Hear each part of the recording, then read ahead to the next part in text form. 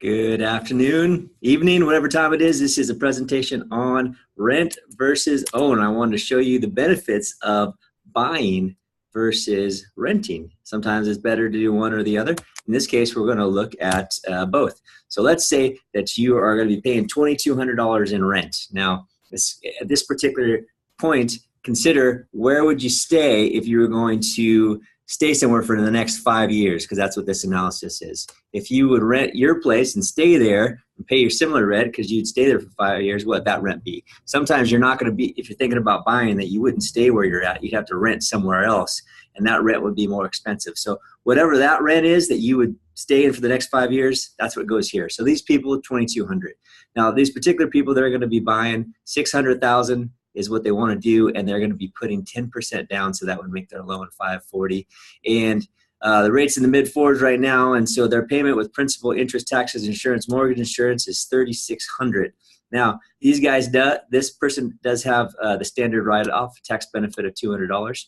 If they were to buy, that tax benefit write-off increases, so you pick one or the other. In their case, they're getting the tax benefit of $455, way better as an owner. And for the added benefit too, of every mortgage payment that they do, they are going to pay down their loan, which increases the equity. So here's another way of looking at that. If they have kept on renting with modest, less than $100 a year increases in rent over the next 5 years, they would spend $148,819 in rent going to their landlord. That is pretty crazy, right? So the other thing that they're going to get over the next 5 years is just about $26,000 in tax benefits. That's cash in their pocket because they own the house. And here's the coolest thing. So that $60,000 equity, that $60,000 down payment turns into $236,000 in equity over 5 years.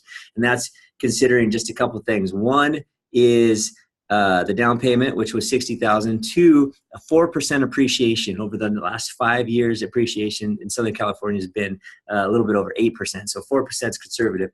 And the last thing is making the mortgage payment. It dummy proofs this. As long as you make the mortgage payment every time the loan goes down, the value goes and the equity rises. So those three things, these guys in 5 years created $236,000 in equity. So $60,000 to $236,000. Question for you: if you're renting and those are anywhere near your numbers, do you have a way that you can make $60,000 into $236,000 in 5 years? Most people don't. It's one of the good things about real estate. Jevon PerraLoans.com. Let me know if I can run one of these scenarios for you.